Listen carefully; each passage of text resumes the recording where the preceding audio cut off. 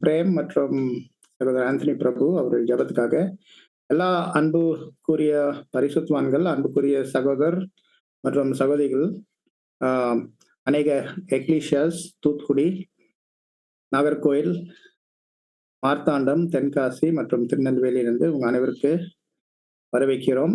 இந்த first volume உடைய தியானம் படிப்புக்கு. இது 9வது வகுப்பார், 9th கிளாஸ். தேவ கிருபையில இன்னைக்கு இந்த கிளாஸுக்கு தேவ கிருபைக்கு நம்மளுக்கு வாய்ப்பு கிடைச்சிச்சு வர்றதுக்கு. இன்னைக்கு வினோதமாய் வேலூர் போகிறதுக்கு என்னுடைய எந்த ஆட்டோவே கிடைக்கல. 1 ஹவர் காத்துட்டு இருந்தோம், கிடைக்கல. அதனால தான் ட்ரெயின் பிடிக்க முடியல. அதனால தான் இங்கே வந்துட்டோம். ஸோ அன்பு சகோதர சகோதரிகளை, நம்ம ஃபர்ஸ்ட் வால்யூம் 1வது அதிகாரம் முடிஞ்சிருக்குது. இப்போ செகண்ட் சாப்டர் 2ஆம் அதிகாரம் நம்ம ஆரம்பிக்கிறோம். மறுபடியும் உங்களுக்கு ஞாபகம் கொடுக்குறேன், நம்மளுடைய ஃபார்மேட் ஒவ்வொரு பேராகிராஃப் வாசிப்போம். அந்த பேராகிராஃப் பற்றியான விஷயங்கள் உங்களுக்கு சுருக்கமா முன்பாக வைப்போம். அதுக்கு பிற்பாடு நீங்க உங்களுடைய கேள்விகள், கருத்துக்கள் அந்த பேரா குறித்து தாராளமா நீங்க பேசலாம். பேசும்போது ஒரு சகோதரர் ஒரு காரியத்தை பேசும்போது இன்னொரு சகோதரர் அந்த கருத்துக்கு ஏதாவது சொல்றதுக்கு விரும்பிட்டானா கூட நீங்க பேசலாம். இது முழு அனுமதி உங்க எல்லாருக்கும் கொடுக்கப்பட்டிருக்குது. ஸோ முதலாவது, நான் இன்னைக்கு கிளாஸ் இருக்கிறது இல்லை சொல்லிட்டு இன்னைக்கு கிளாஸ் இருக்குது நான் நினைக்கிறேன். சிலருக்கு அந்த நியூஸ் போல மன்னிக்கணும், பட் ரெக்கார்டிங் அவங்க கேட்கலாம். ஸோ இப்போ நம்ம ஆரம்பிக்கலாம். சகோதரி பில்பட்ராணி இல்லைங்களா?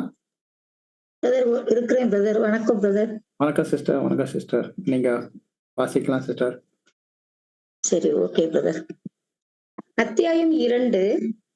எல்லாவற்றுக்கும் மேலாக சர்வ ஞானமுள்ள சிருஷ்டிகள் ஒருவர் உண்டு என்று நிரூபித்தல். கடவுள் நம்பிக்கை. First paragraph.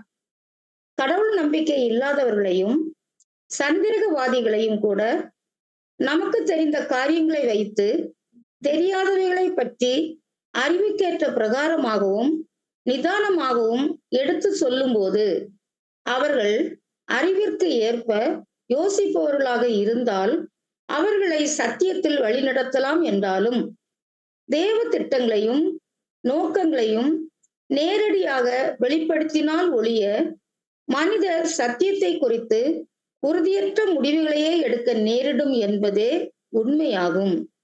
ஆனாலும் சற்று நேரம் வேதத்தை தள்ளி வைத்து புத்தி அறிவை கொண்டு மாத்திரம் கவனிப்போம். Thank you sister. இதுதான் முதலாம் பேரா இந்த செகண்ட் சாப்டர்ல, அதிகாரத்துல. இங்கே தேவன் ஒரு உண்டாக்குறவர், ஒரு சிருஷ்டியாளர் இருக்கிறார் நிரூபிக்கிறதுக்கு வேதம் தான் நம்ம தெரியும். அதுதான் நிரூபணம். அதுதான் தேவன், அந்த ஒன்றான மெய் தேவனுடைய இருக்கிற திருவாக்கு. ஆனால் இன்னைக்கு பூமியின் மேல் இருள், ஜனத்தின் மேல் கார் இருள் மூடிட்டு இருக்குது.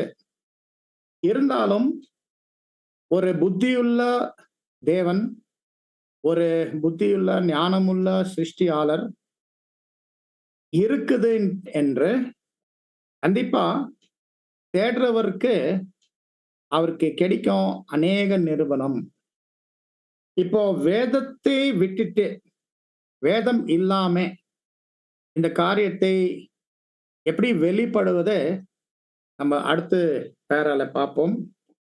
ஆனா நம்ம நல்லா தெரியும், இந்த உலகத்துல சத்தியம், ஒரு சத்தியம் இருக்குது. அந்த சத்தியம் தான் தெரிவிக்கிறது மெய்யான தேவன் மற்றும் அவர் பற்றியான அறிவு மற்றும் அவருடைய இருக்கிற தெய்வீக திட்டம் மனக்குலத்துக்கு, ஜீவனுக்கு. அந்த விஷயத்தை இன்னைக்கு பெரும்பான்மை எல்லா ஜனங்கள் அந்த விஷயத்தை அறியாத நிலையில, இருள் நிலையில இருக்கிறாங்க. இதுதான் நம்ம பார்க்கிறோம் முதலாவது பேரால. அதாவது ஒருத்தர் தேவன் நம்பிக்கை இல்லாதவர் கூட, தேவன் நம்பிக்கை இல்லாதவர், ஏன்னா நிறைய பேர் நாத்திக்கா இருக்கிறாங்க இல்லைங்களா, தேவன் இல்லை சொல்றாங்களா, அவங்க கூட இருக்கிற சிருஷ்டிப்பு பார்த்தா உலகம் பார்த்தா, மேல பார்த்தா, கீழ பார்த்தா, அவங்களுக்கே கிடைக்கும் நிறைய விஷயங்கள் இந்த கேள்விக்கு சிந்திக்கிறதுக்கு. இப்போ சகோதர, சகோதரிகளே அந்த ஃபர்ஸ்ட் பேரா மேல ஏதாவது யாருக்கு பேசுறதுக்கு, தெரிவிக்கிறதுக்கு கருத்துன்னா நீங்க பேசலாம்.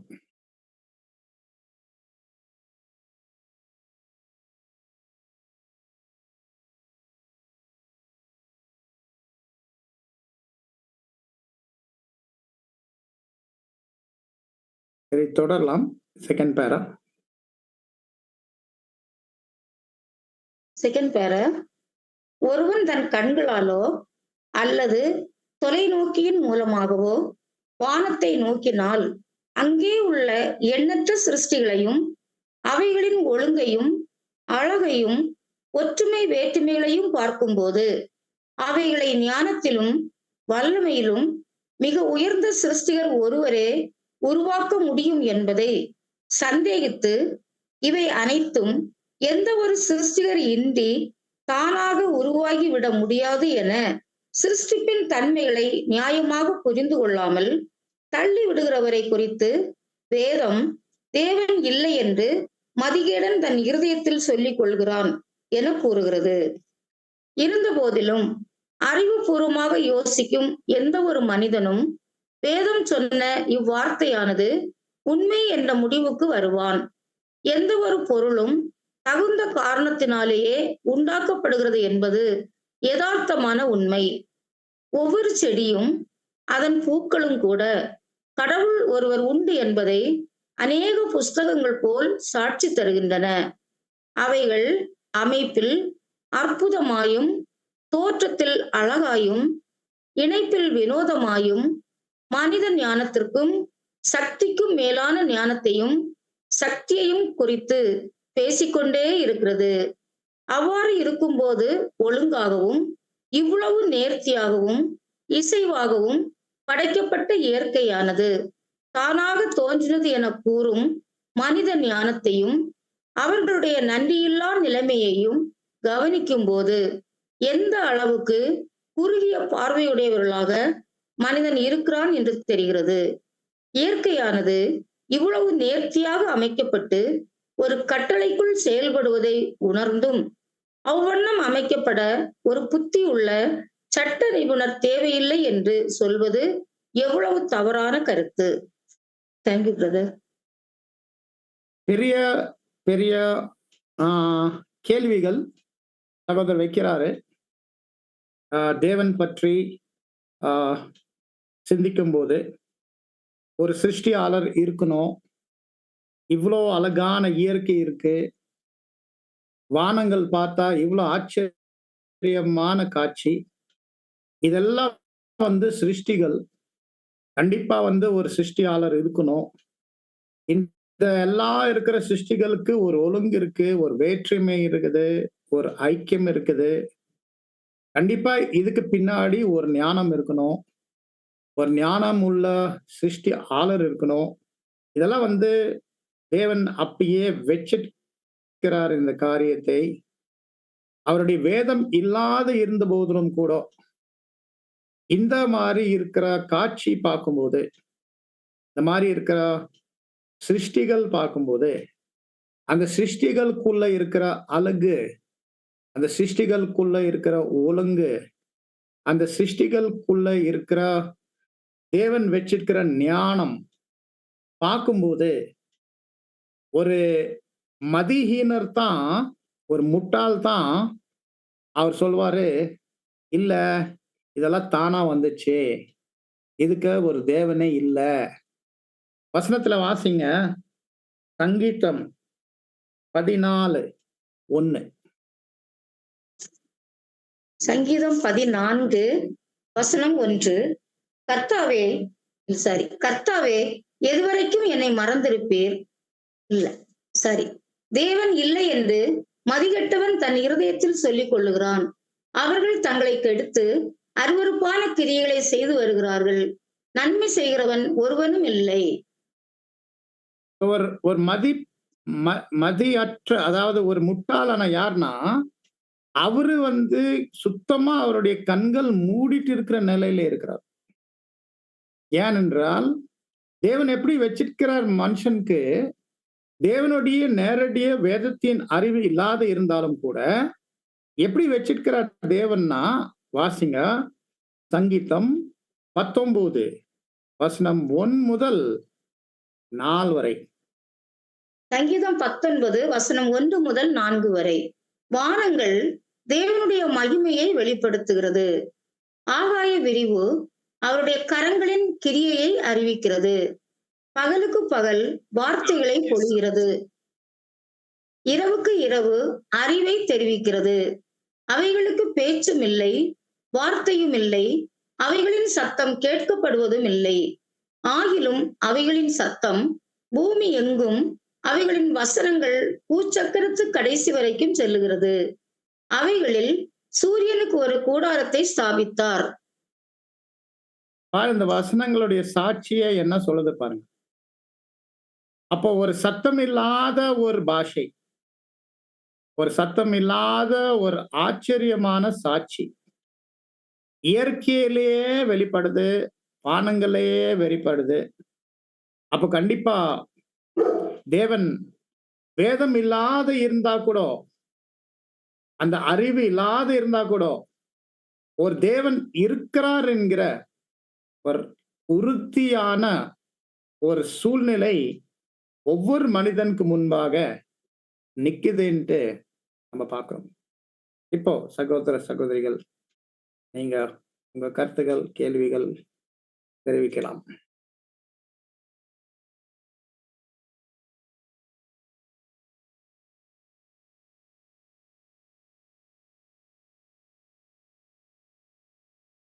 You've got mail.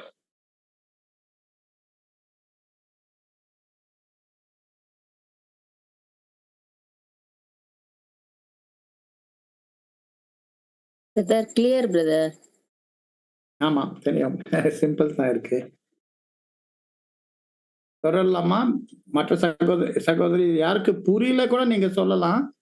அதாவது ஒருவேளை புரியாத பகுதி இருந்தா கூட நீங்க எடுத்து சொல்லலாம்.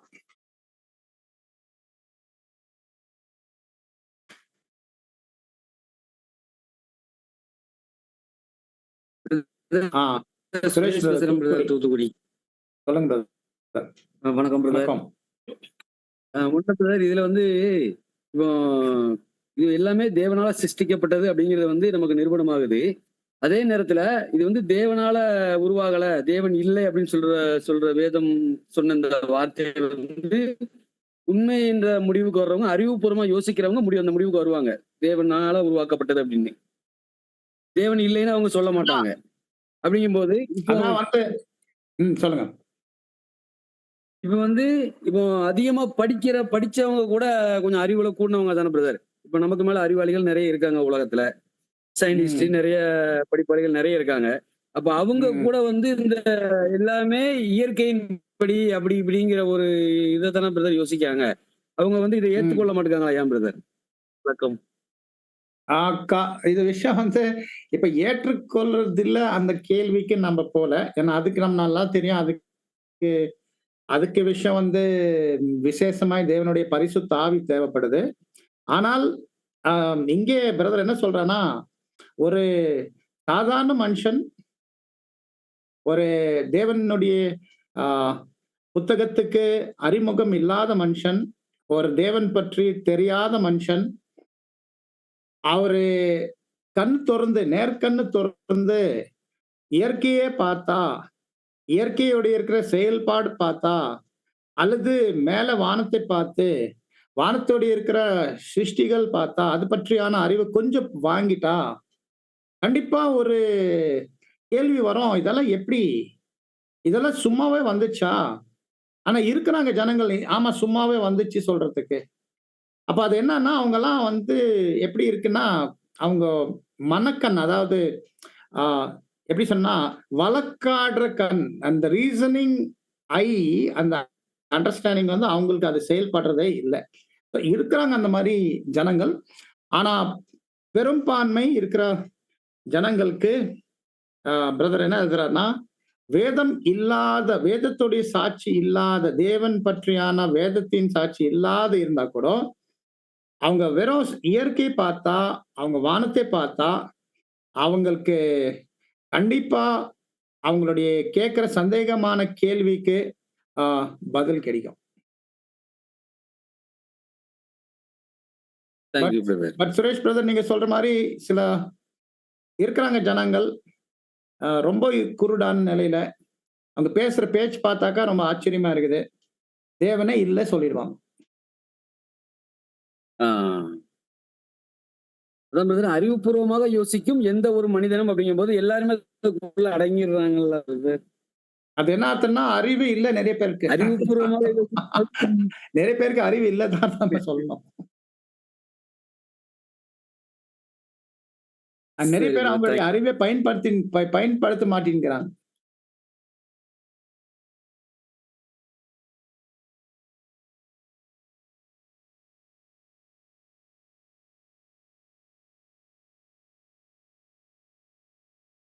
வேற யாருக்கு ஏதாவது கருத்து?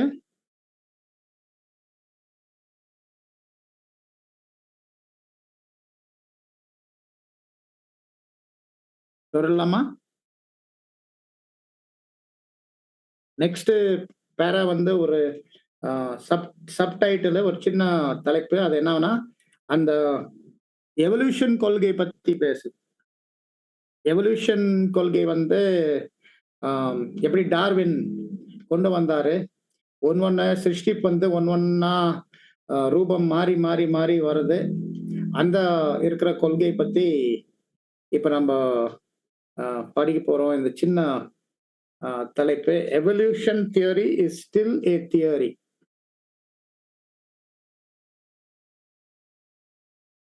பக்கம் 28, ஃபர்ஸ்ட் பேராகிராஃப். எல்லாவற்றுக்கும் மேலான ஞானமுள்ள கடவுள் அல்லது சிருஷ்டிகர் இல்லை என மறுதளிப்பவர்கள் இயற்கையே கடவுள் என்றும், இதிலிருந்தே அனைத்து விலங்குகள் மற்றும் தாவரங்கள் பரிணாம வளர்ச்சி அடைந்தது என்றும், தகுதி உள்ளதே ஜீவிக்க முடியும் என்ற கோட்பாட்டின் அடிப்படையில் உள்ளது என்றும் கூறுகின்றனர். இங்க ஃபர்ஸ்ட் பேரல வந்து பரிணாம கோட்பாடு, எவல்யூஷன் தியரி. அந்த பரிணாம கோட்பாடு நிறைய பேர் அதே வச்சுதான் சொல்றாங்க. ஒரு புத்தியுள்ள, ஒரு ஞானமுள்ள ஒரு தேவன் இல்ல, ஒரு சிருஷ்டியாளர் இல்ல. இது அப்படியே ஒரு பரிணாம கோட்பாடுல சிருஷ்டிக்கப்பட்ட நிலை வந்துனே இருக்குது அப்படி சொல்றாங்க. இந்த மாதிரி வந்து அவங்க நம்பிக்கிறதுக்கு விரும்புறாங்க. மிருகம் சரி, செடிகள் சரி, எல்லாமே வந்து அவங்க என்ன சொல்றாங்கன்னா, இது பரிணாம கோட்பாடுல தான் இது உண்டாக்கிட்டு வந்துட்டு தான் நம்ம பார்க்கிறோம். இதுதான் ஃபர்ஸ்ட் பேரா. ஃபர்ஸ்ட் பேரா வந்து இன்ட்ரோடக்ஷன் தான் நம்ம கண்டினியூ பண்றோம். ஏன்னா இது ஃபர்ஸ்ட் பேரா வந்து ஒருவேளை உங்க கேள்வி இருந்ததுன்னா நீங்க செகண்ட் பேராக்கு வைங்க. சிஸ்டர் கண்டினியூ பண்ணுங்க. Second paragraph. இக்கோட்பாடு எந்த வகையிலும் நிரூபிக்க முடியாததாகும். நாம் காண்கின்ற எந்த ஒரு சிருஷ்டியும் ஒரு நிரந்தரமான சுவாபமாகவே இருக்கிறது அன்றி தன்னை விட மேலான சிருஷ்டியாக மாறுதல் அடைவது இல்லை. இக்கொள்கையை உடையவர்கள் இரு வேறு விதமான ஜீவிகளை இணைக்கவாவது அல்லது புதிய ஜீவிகளை பிறப்பிக்கவாவது எவ்வளவோ முயற்சி செய்தும் வெற்றி காணாதவர்களாய் இருக்கிறார்கள்.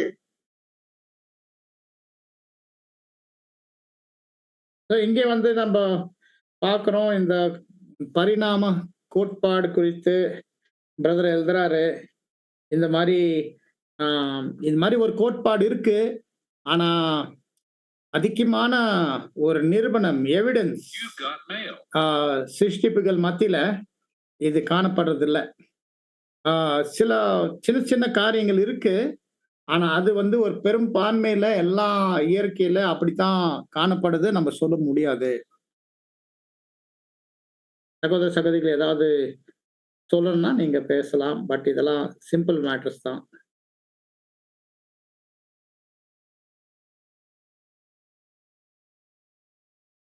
சிஸ்டர் நீங்க கண்டினியூ பண்ணலாம். பக்கம் 29 ஃபர்ஸ்ட் பேராகிராஃப்.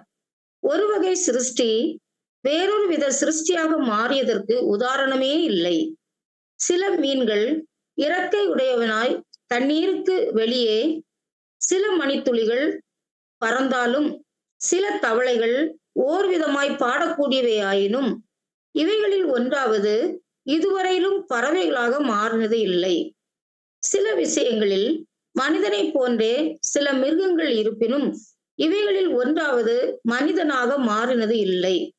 மாறாக அநேக ஆராய்ச்சிகள் எதை உறுதி செய்கிறது என்றால், ஒரே இனத்திலிருந்து அந்த இனத்தையுடைய வேறு பல்வேறு வகைகள் உருவாக்க முடியுமே தவிர, இரு வேறு ஜீவிகளை இணைத்து அல்லது ஒன்றிலிருந்து மற்றொன்றுக்கு மாற்றி உருவாக்குவது அல்லது பரிணாமம் அடையச் செய்வது இயலாதது ஒன்றாகும். உதாரணமாக, கழுதையும் குதிரையும் தோற்றத்தில் ஒரே மாதிரியாக இருந்தாலும் இரண்டும் ஒன்று என கூற முடியாததுடன், அவைகள் உணர்ந்து பிறப்பித்த கோவேறு கழுதையானது தன் இனத்தையோ குதிரையையோ அல்லது கழுதையையோ பிறப்பிக்க சக்தி இல்லாத நிலைமையில் உள்ளது என்பது யாவரும் அறிந்த விஷயம். ஸோ இந்த பரிணாம கோட்பாடுல நம்ம என்ன பார்க்குறோம்னா, அனைத்து விதமான மிருகங்கள் மத்தியில ஒரே விதமான மிருகம் கூட எக்ஸாம்பிள் உதாரணத்துக்கு எடுக்கும்போது கழுதை மற்றும் குதிரை எடுத்தா, இப்போ கழுதை குதிரையிலிருந்து வந்ததா அல்லது குதிரை கழுதையிலிருந்து வந்ததா அப்படி சொல்லவே முடியாது. குதிரை குதிரை தான் இருக்கு, கழுதை கழுதை தான் இருக்குது. கழுதை குதிரைக்கு கலந்து கூட முடியாது. ஒருவேளை கலந்துட்டு ஏதாவது ஒரு கலந்து ஒரு ஆஹ், ஒரு ஒரு சிருஷ்டிப்பு வெளிப்பட்டா அது தொடர்ந்து இன்னொரு ஒரு சிருஷ்டிப்பு ஆக முடியாது. அதாவது அது அது அது வந்து ஒரு சிருஷ்டிப்பாய் குதிரை கலதை கலந்தும் போது அதுல இருந்து ஒரு பிள்ளைகள் பிறக்குது, அது ஒரு ஜாதி ஆகுது, அது எந்த விதமான வாய்ப்பே கிடையாது. இது நிறைய விஞ்ஞானிகள் அப்படிப்பட்ட இருக்கிற டெஸ்ட் எக்ஸ்பெரிமெண்ட்ஸ் எல்லாம் பண்ணிருக்கிறாங்க, அது நடக்கவே இல்லை. அதே மாதிரி மிருகங்கள் மத்தியில ஒரு சிலர் பார்க்கறதுக்கு தான் ஓரளவுக்கு ரூபத்துல மனுஷன் போல தெரியலாம். கொரில்லா கொரில்லா பார்க்கும்போது யுகாண்டா பக்கத்துல ஆப்பிரிக்கால காங்கோல வந்து கொரில்லா இருக்கு.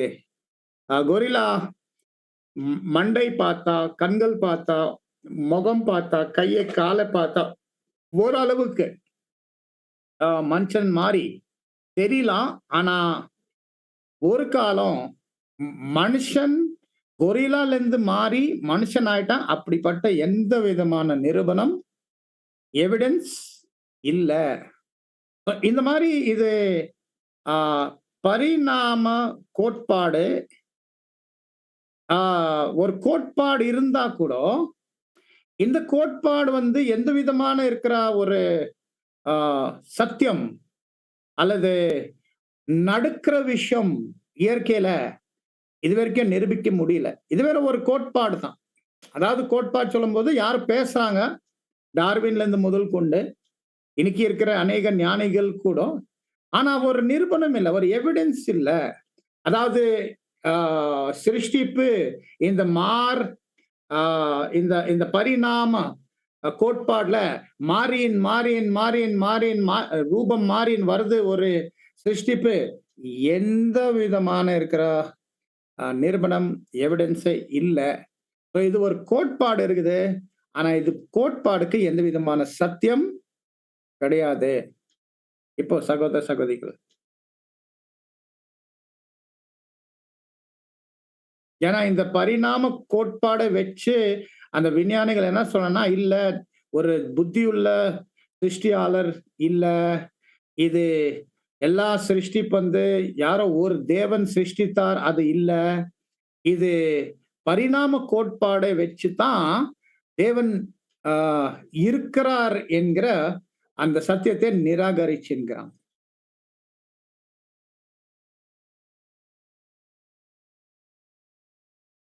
சார் வணக்கம். மேரி சிஸ்டர் வணக்கம். இது கொஞ்சம் புரியுற மாரி விளக்குங்க பிரதர். சரியா கொஞ்சம் புரியல. இன்னொரு முறை. ஆமா, ஆமா. இப்ப இது என்னன்னா, இந்த மாரி வந்து ஒரு கொள்கை இருக்குது. அதுக்கு பேர் வந்து பரிணாம கோட்பாடு. Evolution theory.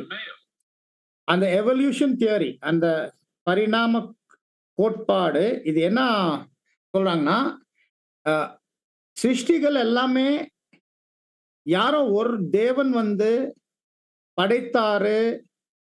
ஒரு உறுதியான விதத்துல படைத்தாரு. அப்படி கிடையாது.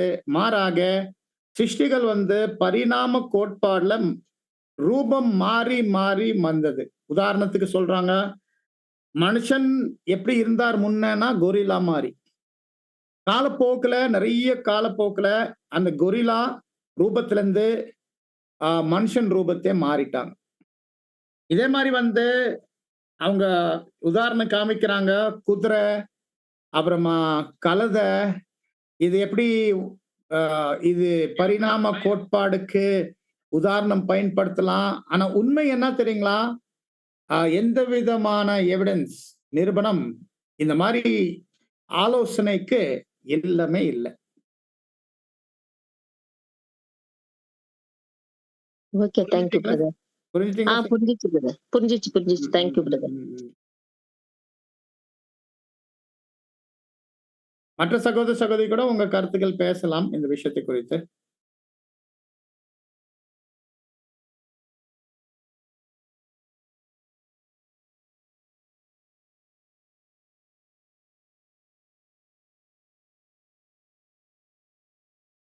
இன்னைக்கு ரொம்ப சிலர் தான் வந்திருக்கிறாங்க. எனக்கு தெரியல இன்னைக்கு கிளாஸ் இருக்கு.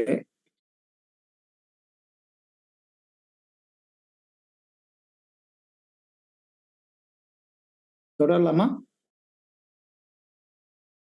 பக்கம் 29 செகண்ட் பேராகிராஃப். உண்மையாகவே பகுத்தறிவு இல்லாத இயற்கை சிருஷ்டிகரானால் ஒரு குறிப்பிட்ட இனங்கள் மட்டுமின்றி வேறு வகையான புது இனங்களை தொடர்ந்து பிறப்பித்துக் கொண்டே இருக்க வேண்டும். புத்தியறிவு இல்லாமல் எந்த ஒரு சிருஷ்டியோ அல்லது காரியமோ ஒரு குறிப்பிட்ட வரையறைக்குள் இருக்க முடியாது. மேலும் மீன்கள் பறவைகளாகவும் குரங்குகள் மனிதர்களாகவும் மாறுவதை நமது காலத்தில் நாம் காண முடிந்தால் பரிணாமம் உண்மையானதாகும். இக்கொள்கையின்படி புத்தி அறிவுள்ள சிருஷ்டிகள் தங்களை காட்டிலும் வல்லமை குறைந்த ஜீவிகளால் சிருஷ்டிக்கப்படக்கூடும் என்பது வேதத்திற்கு மட்டுமல்ல, நமது புத்திக்கும் ஏற்புடையது அல்ல. கம்பளி புழு வண்ணத்து பூச்சியாய் மாறுவதும் கூட ஒரே ஜீவியின் இரண்டு நிலைமையே அன்றி ஒரு ஜீவி வேறுவித ஜீவியாய் மாறுவது இல்லை. ஏனெனில் வண்ணத்து பூச்சியின் முட்டைகளிலிருந்து கம்பளி புழுக்கள் குஞ்சுகளாக வெளியாகின்றன. இதை வாசகரின் பயனுக்காக குறிப்பிடுகின்றோம். மறுபடியும் அதே இருக்கிற காரியத்தை பத்தி சகோதரர் பேசிக்கிறாரு. பரிணாம கோட்பாடுக்கு இவ்வளோ பேசுறாங்க. இவ்வளோ வந்து பெரிய பெரிய ஞானிகள் வந்து அதுதான் வந்து ஒரு காரணம் வைக்கிறாங்க மனுஷனுடைய சிருஷ்டிப்பு குறித்து. ஆனால் அதுக்கு எந்த விதமான நிரூபணம் இல்லை, எவிடன்ஸ் இல்லை. இப்போ ஒரு ஜாதி இன்னொரு ஜாதி, மீன் ஜாதி வந்து பறவை ஜாதி மாறுது, குரங்கு ஜாதி மனுஷனா மாறுது. எங்கேயுமே பார்க்கல. இவ்வளோ காலம் சரித்திரத்துல இந்த மாதிரி இருக்கிற ஒரு நிரூபணம் எங்கேயுமே வெளிப்படவே இல்லை. மாறாக ஜாதி குறிப்பிட்ட சூழல்ல தான் காணப்படுது. அந்தந்த ஜாதி தான் அவங்களுக்கு அந்த ஜாதிக்குள்ளதான் வெளிப்படுது. இந்த காரியத்தை பார்க்கும்போது கிளியரா ஒரு ஒழுங்கு தெரியுது. ஒரு புத்தியுள்ள சிருஷ்டிப்பாளர் காணப்படுது. இந்த மாதிரி இருக்கிற காரியத்தை இப்படி பரிணாம கோட்பாடை வச்சு, பரிணாம கோட்பாடு வந்து ஒரு சத்தியமா சொல்லிட்டா அது எந்த விதமான அடிப்படையான ஆதரவு, அதாவது ஒரு நிரூபணம், எவிடன்ஸே காணப்படுறதே இல்லை.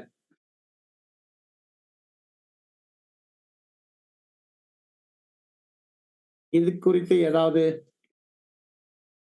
சகோதர சகோதரிகள் மத்தியில உங்களுடைய கருத்து இருந்ததுன்னா நீங்க தெரிவிக்கலாம்.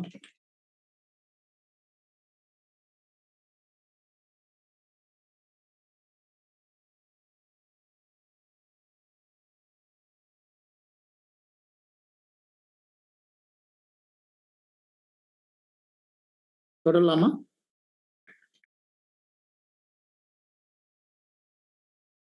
பக்கம் 30 ஃபர்ஸ்ட் பேராகிராஃப்.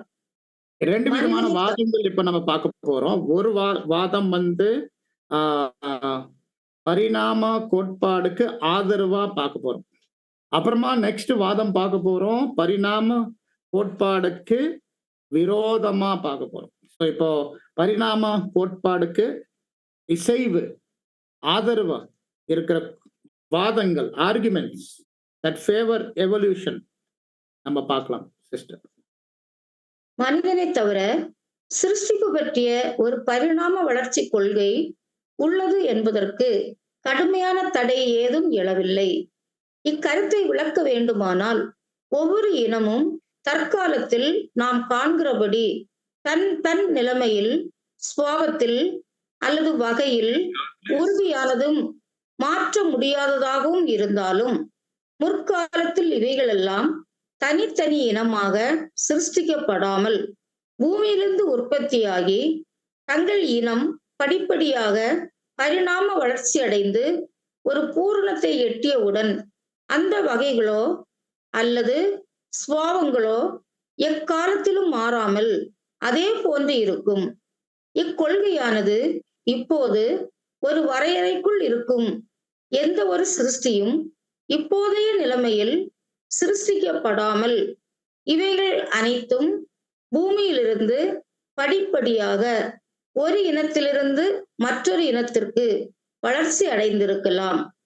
இப்பரிணாம வளர்ச்சியானது தேவன் நியமித்த கட்டளைகளின்படி உணவு மற்றும் சீதோஷ்ண நிலைமைகளின் மாறுதல்களின்படி தங்கள் தங்கள் தற்கால நிலைமையை தேவ நோக்கத்தின்படி எட்டியவுடன் மேலும் அவைகள் வளர்ச்சி அடைவது கூடாமல் போயிருக்க கூடும். ஒவ்வொரு இனத்தை சேர்ந்த வெவ்வேறு வகையான தாவரங்களும் மிருகங்களும் தங்கள் தங்கள் இன எல்லைக்குள்ளாக இனவிருத்தி அடையவும் அல்லது தாழ்ச்சி அடையவும் கூடியதாக இருந்தாலும் அவைகளில் ஒன்றாகிலும் வேறு இனமாகவோ அல்லது வேறு இனத்திலிருந்தோ மாறுவதாக இருப்பது இல்லை. இவ்விதமாக ஒவ்வொரு இனமும் தன் தன் இனத்திலே பூரணம் அடைந்த பிறகு அதற்கு மேல் மாறுதல் அடையாதபடி தேவன் இவைகளை அமைத்திருக்கிறார். நிறைய விஞ்ஞான சம்பந்தப்பட்ட விஷயம் இங்க இருக்குது. எப்படி நம்ம பிரமிட் படிக்கும்போது பிரமிடோட இருக்கிற ஆச்சரியமான விஞ்ஞான சத்தியம் காணப்படுது. அதே மாதிரி இங்க பேசுங்குது. ஸோ நம்ம தொடர போறோம். இதுக்கு ஏதாவது யாருக்கு கருத்துன்னா பேசலாம். பட் இது வேண்டாம், காதுக்கு கேட்குற மாதிரி விஷயம் இருக்குது. இது எந்த அளவுக்கு நாங்க அது புரிஞ்சிட்டு இன்னொருத்துக்கிட்ட சொல்ல முடியும், அது கேள்விக்குரியவே இருக்குது.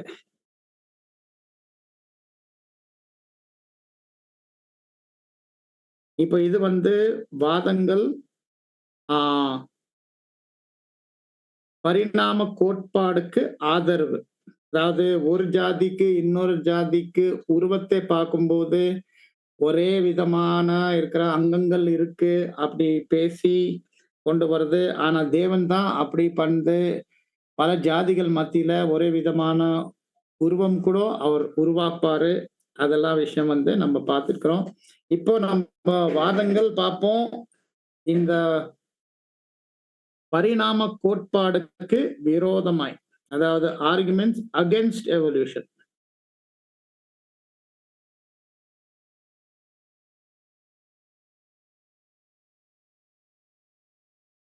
வாசிங்க சிஸ்டர். பக்கம் 30 செகண்ட் பேராகிராஃப்.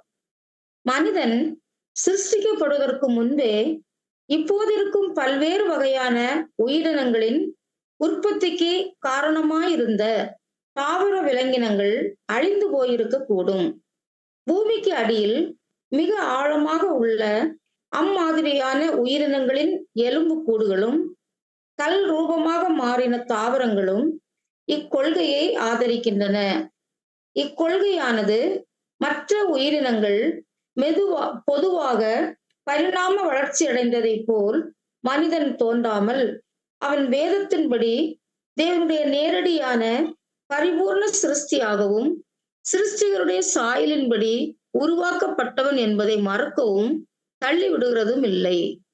இக்கொள்கையானது வேதத்தின் கோட்பாடுகளை உறுதி பண்ணுகிறதாய் இருக்கிறது. எவ்வாறெனில் இயற்கையும் கூட உருவாவதற்கு ஒரு புத்தியுள்ள சிருஷ்டிகர் உண்டு என்பதையே போதிக்கிறது. மனித அறிவின்படி எல்லா விஷயத்திலும் இயற்கையானது ஒரு ஒழுங்கிற்குள் உண்டாவதற்கு சிருஷ்டிகர் காரணமாக இருக்க வேண்டும் என மனித அறிவின்படி யோசிப்பது உண்மை என்றாலும் இந்த மிகவும் நுணுக்கமான இயற்கை அமைப்புக்கு பின்னால் சர்வ ஞானமும் சர்வ வல்லமை உள்ள தேவன் இருக்கிறார். மறுபடியும் அதே விதமான இருக்கிற விஷயங்கள் இங்க பிரதர் பேசியிருக்கிறார். அன்புக்குரிய சகோதர சகோதரிகளை, இந்த மாதிரி இருக்கிற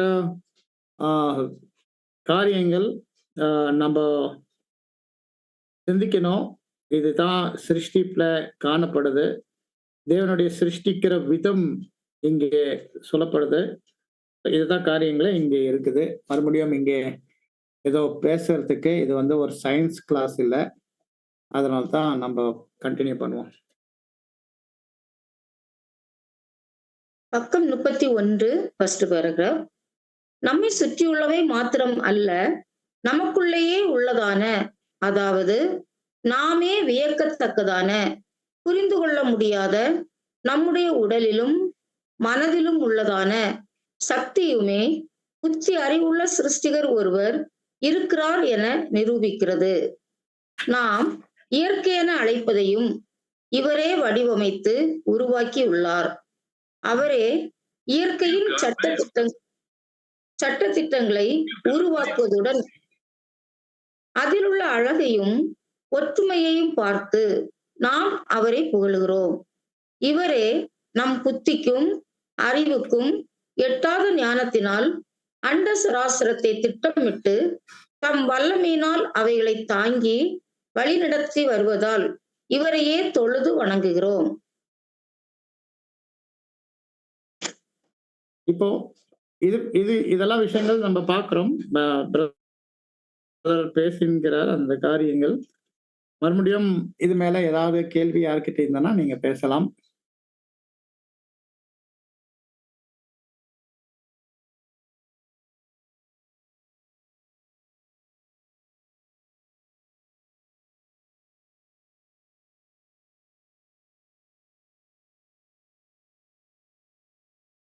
கண்டினியூ பண்ணுங்க சிஸ்டர். பிரதர், சிஸ்டர் பக்கம் 30 பேரா 1ல ஒரு இடத்தில் இருந்து இன்னொரு இடத்திற்கு வளர்ச்சி அடைந்திருக்கலாம். அது கொஞ்சம் புரியல பிரதர். அதாவது வந்து ஒரு ஜாதியில இருந்து அப்புறமா இன்னொரு ஜாதியா மாறிச்சு காலப்போக்குல. அப்படிப்பட்ட ஒரு நிரூபணம் வந்து எப்படி சொன்னா கல்லு நிரூபணம், அதாவது ஃபாசில் சொல்லுவாங்க. முன்ன காலத்துல வாழ்ந்துட்டு இருந்தது ஜீவன்கள், மிருகங்கள், அவங்களுடைய உடல்கள் காணப்படுது இல்லைங்களா கல்ல. அதுல வந்து இப்படிப்பட்ட ஒரு ஜாதியில இருந்த நிலை அப்படியே மாறி இன்னொரு ஜாதியில மாறுது. உதாரணத்துக்கு ஒரு மீனே பறவை மாறுது,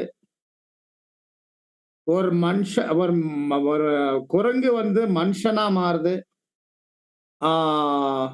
ஒரு ஒரு எப்படி சொல்லணும், ஒரு கழுதை வந்து குதிரை மாறுது.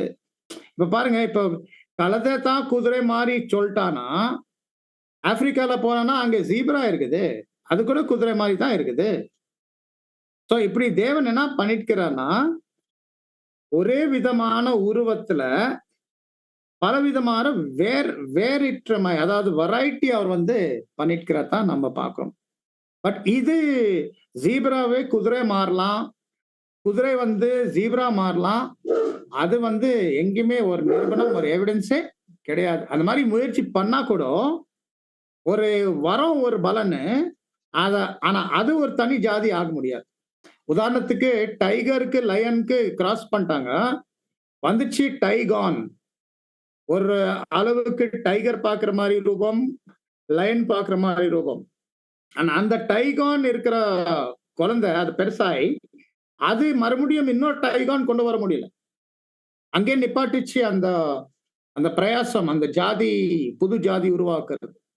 இது வந்து அப்ளை பண்ண எல்லாத்துக்கும் அப்ளை பண்ணும்போது எங்கேயுமே வந்து ஒரு ஜாதியில இருந்து இன்னொரு ஜாதியா மாறுது நிரூபணம் வெளிப்படவே இல்லை. எடுத்து சொல்றதுக்கு ஒண்ணுமே இல்லை.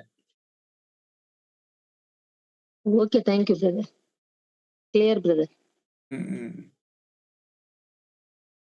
பக்கம் 31 செகண்ட் பேராகிராஃப். வேற சகோதர சகோதரி யாருக்கு எதை சொல்லணும்னா சொல்லலாம், இல்லாட்டி நம்ம தொடரலாம்.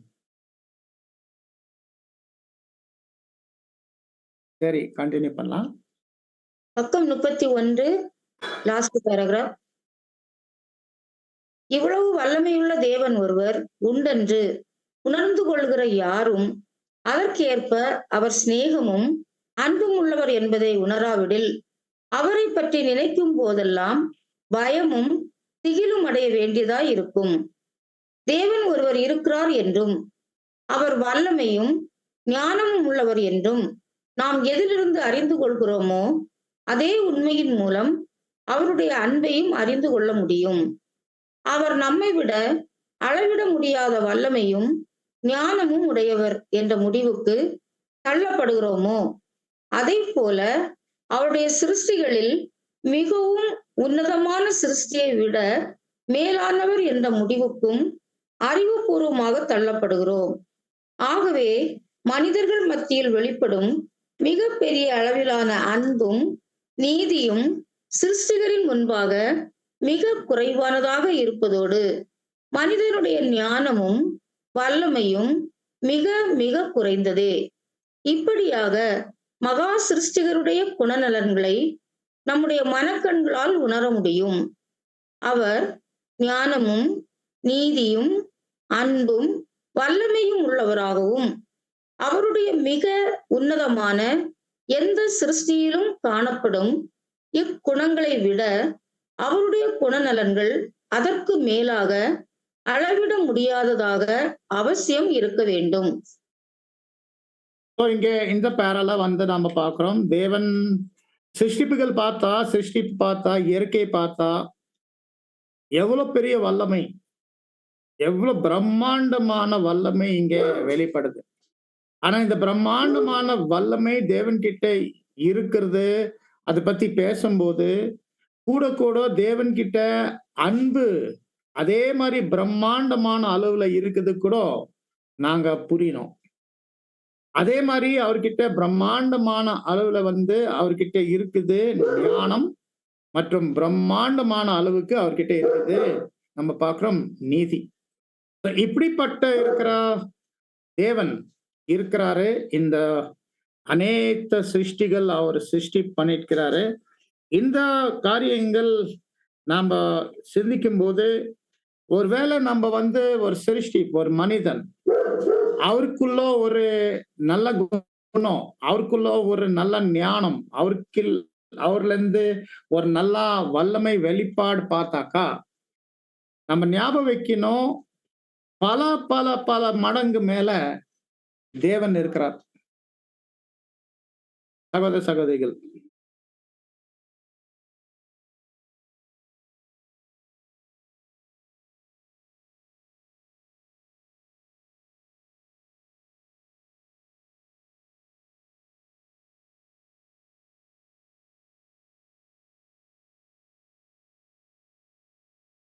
You've got mail. இந்த பரிணாம கோட்பாடு குறித்த விஷயங்கள் நான் நினைக்கிறேன் நம்ம படிக்கலாம்.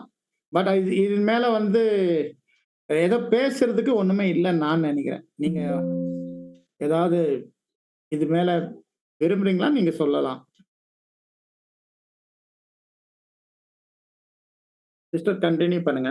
ஏன்னா இன்னொரு சின்ன ஆ, தலைப்பு வருது. Divine power has given us a unique universe.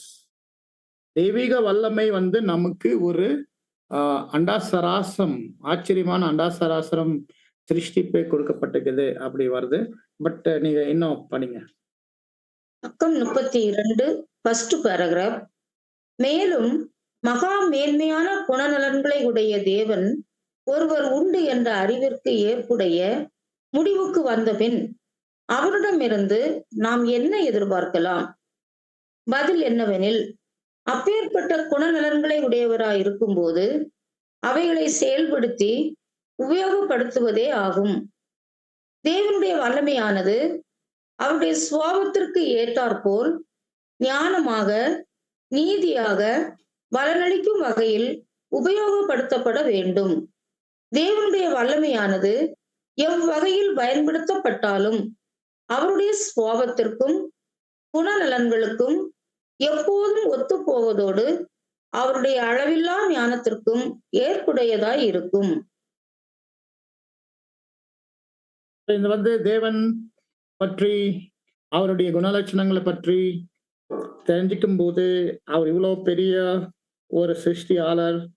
இப்போ அவர் வந்து அவருடைய வேலைகள் செய்யும்போது, அவர் சிருஷ்டிக்கும் போது கண்டிப்பா இந்த இருக்கிற அவருடைய குணலட்சணங்களுக்கு உட்பட்டு தான் அந்த காரியங்கள் அவரே செய்வாருன்ட்டு நம்ம நம்பலாம். நம்ம நம்பணும் தான் இங்க நம்ம பார்க்கணும்.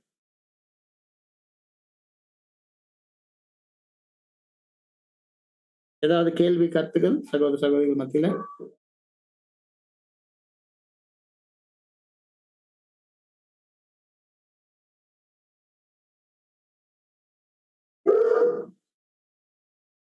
தொடரலாம் sister.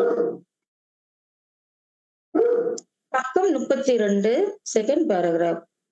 பூமியில் உள்ள பல வகையான சிருஷ்டிகளையும் உண்டாக்கப்பட்டிருக்கிற எண்ணிலடங்கா உலகங்களையும் நாம் பார்க்கும்போது தேவனுடைய குணலட்சணங்கள் அனைத்தும் உபயோகப்படுத்தப்பட்டிருப்பதற்கு வேறொரு சாட்சி இருக்க முடியுமா?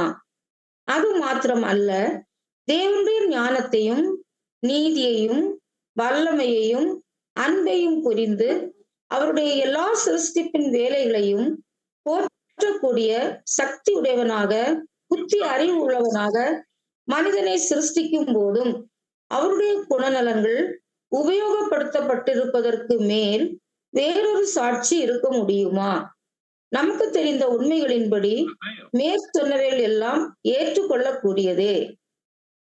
தேவன் மனுஷன் அவருடைய சாயலாகவும் ரூபத்தின்படி உண்டாக்கும் போது தேவன் வந்து மனுஷனுக்கு அந்த ஒரு திறமை கொடுத்திருக்கிறாரு.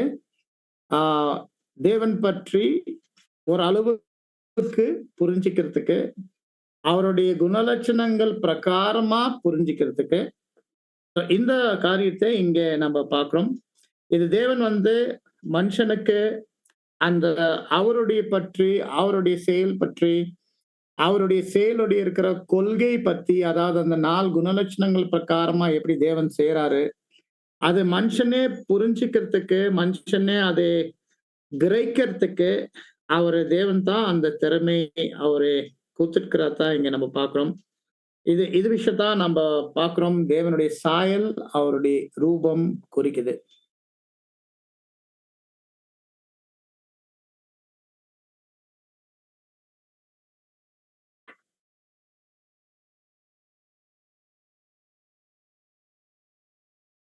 கண்டினியூ பண்ண சிஸ்டர். யார் வந்து ஒண்ணுமே கேள்வி இல்லை. பக்கம் 32 கடைசி லைன்ல இருந்து படிக்கிறேன். இப்போது நாம் இறுதி முடிவுக்கு வரலாம். எவ்வாறெனில், அளவில்லா ஞானமும் நல் ஈவுகளையும் உடைய தேவன் தம்மை பற்றியும் தம்முடைய மேலான திட்டத்தையும் போற்றக்கூடிய ஒரு சிருஷ்டியாக மனிதனை உண்டாக்கும் போது அவருடைய தேவைகளை அறிந்து பூர்த்தி செய்யும் போது அவர் அன்பினாலும் நீதியினாலும் ஏவப்பட்டு இருப்பதை அவனுக்கு ஏதோ ஒரு வகையில் வெளிப்படுத்தாமல் இருப்பாரா? மேலும் அவனை சிருஷ்டித்ததின் நோக்கத்தையும் அவனுக்காக தம்முடைய எதிர்கால திட்டங்களையும் பற்றிய விவரங்களை அவனுக்கு தெரிவிக்க சித்தமுள்ளவராய் இருக்க மாட்டாரா? மாறாக எதிர்காலத்தை அறிய விரும்பும் நிலையில் எல்லா புத்தி அறிவோடு சிருஷ்டித்து அதை பற்றி எந்த வெளிப்படுத்துதலும் இல்லை எனில் அது ஏற்புடையதாக இருக்குமோ? இருக்க முடியாது. ஏனெனில் அது அவருடைய மேன்மையான குணநலன்களுக்கு விரோதமானதாய் இருக்கும். அன்பும் நீதியும் பொருந்திய தேவனுக்கு அப்படி செய்வது கூடாத காரியமாய் இருக்கும். இங்க கூட நம்ம பாக்குறோம், இங்க இன்னைக்கு இருக்கிற கடைசி பேரால வந்து நம்ம என்ன பாக்குறோம், இங்க பாக்குறோம் தேவன் அவ்வளவு பிரம்மாண்டமான தேவன், அவ்வளவு பிரம்மாண்டமான கிரியைகள் செய்யற தேவன், மனுஷனே உண்டாக்கி, மனுஷனே அவருடைய சாயல் ரூபத்துல உண்டாக்கி, இப்போ அந்த மனுஷனுக்கு தேவன் பற்றி புரிஞ்சுக்கிறதுக்கு, தேவ திட்டங்கள் பற்றி புரிஞ்சுக்கிறதுக்கு எந்த விதமான ஒரு வெளிப்பாடு தேவன் வெளிப்பட மாட்டாரு. இது ஒரு சாத்தியமான விஷயமே கிடையாது. கண்டிப்பா தேவன் வெளிப்படுவார். ஒரு ரெவலேஷன் கொடுப்பார் அவர் பத்தி, அவருடைய திட்டத்தை பத்தி. இது வந்து இன்னைக்கு இருக்கிற கடைசி பேரா. இன்னைக்கு இருக்கிற கிளாஸ்ல வந்து நம்ம நிறைய தேவன் பற்றியான அறிவு குறித்து நம்ம நிறைய இயற்கை சம்பந்தப்பட்ட, விஞ்ஞான் சம்பந்தப்பட்ட விஷயங்கள் நாம பார்த்தோம். அந்த பரிணாம கோட்பாடு கூட நம்ம டச் பண்ணிட்டோம். தேவன் அவர் மிகவும் ஞானத்துல, வல்லமையில இந்த சிருஷ்டிகள் அவர் சிருஷ்டித்தாரு. நம்ம நெக்ஸ்ட் கிளாஸ்ல நம்ம அது கண்டினியூ பண்ணலாம். ஸோ இந்த விஷயத்து மேல கடைசி யாருக்கு ஏதாவது கேள்விகள், கருத்துக்கள் இருந்தனா நீங்க பேசலாம். சிஸ்டர் பில்பெட் ராணிக்கு மிக்க நன்றி. Thank you, brother. யாருக்கு ஏதாவது கேள்விகள் இருக்கா, கடைசி கருத்துக்கள்னா நெக்ஸ்ட் கிளாஸ்க்கு இது கண்டினியூ பண்ணுவோம். பிரதர் எல்லாம் கிளியர் பிரதர். தேவனை பத்தி எல்லாமே புரிஞ்சுது. தேவனை பத்தி தெரியாத இருக்காதுல்ல. ஆமா, இப்போ இது ஆக்சுவலி எப்படி எழுதிருக்குதுன்னா சிஸ்டர்னா, உங்களுக்கு எனக்கு பார்வையில எழுதல, நம்ம புது சிருஷ்டி, நம்ம விசேஷ விதத்துல தேவன் பற்றியான அறிவு வாங்கிட்டுக்கிறோம். இது எப்படி எழுதிருக்குதுன்னா, ஒரு பொது உலக மனுஷனுக்கு முன்னாடி வைக்கிறது. Okay okay brother.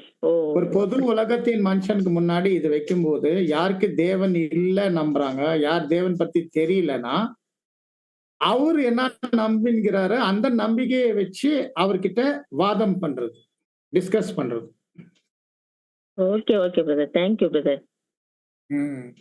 இன்னைக்கு அவ்வளவு டஃபா இல்ல பிரதர். Clear brother. சகோதர சகோதரிகள், மற்றவர் யாருக்கு ஏதாவது இருக்கா?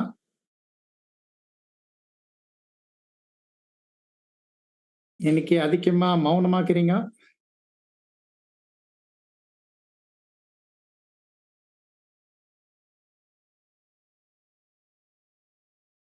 சரி, அடுத்த கிளாஸ் கூட நீங்க கொண்டு வரலாம். தேங்க்யூ. சரி, அன்புக்குரிய சகோதர சகோதரிகளை, இதோட இன்னைக்கு கிளாஸ் முடியுது. அடுத்த கிளாஸ்ல இந்த விஷயத்தை நம்ம தொடரலாம். தேவன் தாமே உங்க அனைவரும் இந்த தியானத்தின் வழியா உங்க அனைவரும் ஆசீர்வதிப்பாராக.